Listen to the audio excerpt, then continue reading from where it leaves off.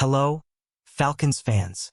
Today we bring you 9 last-minute trades that the Falcons could make. Take advantage and subscribe to the channel. Activate the bell so you don't miss any updates and leave a like to strengthen our support. Let's join us in this.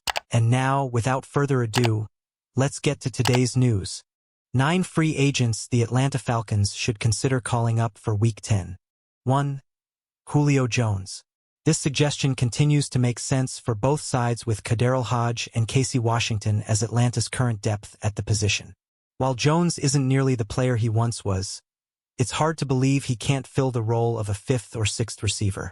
If there's any interest from the veteran in continuing his career, perhaps the issues with Atlanta can be put aside and the receiver can walk away in the uniform he helped define as this generation of Falcons brings relevance back to the team.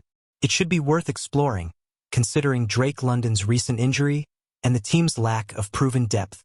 2. Frank Clark. Yes, the Falcons finally got to the passer against Dallas. However, there is reason to believe this team still needs depth. Clark is a proven playoff performer and a veteran who can help Atlanta's young edge rushers. Clark is unlikely to have a huge impact, but he can be counted on to bolster their rotation and can do nothing but improve their depth. Atlanta has struggled to produce and should be desperate enough to not only make trades, but also seek free agency in hopes of improving. 3. Corey Davis. The fact that the former Jet hasn't found a landing spot yet is a surprise. Davis is only 29 and has proven to be a great depth piece. All the logic behind Atlanta signing Julio Jones applies here as well. The difference is that with Davis, you might have a chance to find a real contributor.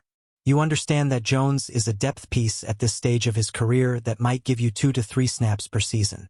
Davis could be a valuable piece in your rotation if McLeod, Mooney, or London have to deal with long-term injuries later in the season. 4. Xavier Howard.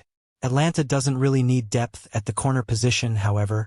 There's an easy argument to be made that Howard should be on an NFL roster. As perhaps the player with the most potential still sitting in free agency, it's interesting to ponder whether the Falcons could improve their already impressive depth in the secondary. D. Alford, Mike Hughes, and A.J. Terrell have all played well, with Clark Phillips starting to see his snaps increase as well. Howard would have a tough time finding his way into the rotation, but he's worth a look. 5. Ryan Tannehill. This is not to suggest in any way that Kirk Cousins hasn't been great or that Michael Penix Jr. shouldn't be the next man up. Atlanta's emergency third quarterback position is currently filled by Nathan Peterman, a quarterback who has been memorable based on his poor play and consistent turnovers. If the Falcons are forced to go with their third quarterback, the season is over, regardless of whether it's Tannehill or Peterman. The move is simply to see if Tannehill is interested in coming on board as a depth and another experienced defensive mind to help Penix, Cousins, and Zach Robinson. 6. Rashim Green. What's the argument against adding Green and allowing him a chance in the rotation?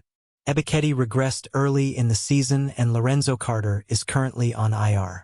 There's reason to question Matthew Juden's ability given his complete lack of production. A trade isn't going to solve the issues the Falcons are facing. You need to find surprise production, and with that clearly not coming from within your current roster, it's time to consider bringing in a potential surprise contributor. There's no doubt that Green can't make the unit anything but better given the current results. 6. Rashim Green. What's the argument against adding Green and allowing him a chance in the rotation? Ebiketie regressed early in the season and Lorenzo Carter is currently on IR. There's reason to question Matthew Juden's ability given his complete lack of production. A trade isn't going to solve the issues the Falcons are facing. You need to find surprise production, and with that clearly not coming from within your current roster, it's time to consider bringing in a potential surprise contributor. There's no doubt that Green can't make the unit anything but better given the current results. 8. Justin Houston. Another pass rusher who seems to have nothing left despite having an extremely impressive career. This is the part where we again point out that it's hard for this Atlanta pass rusher to get anything but better. At least take a look at Houston and see if the veteran has anything left. His experience and recent landing spots suggest that there could be another explosion from one of the best pass rushers of the 2010s. 9. Russell Gage.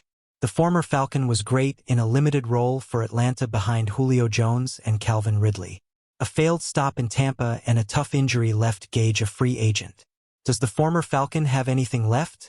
Or did the injury change his career path? It's a question worth finding the answer to, considering Atlanta's need for depth at the receiver position.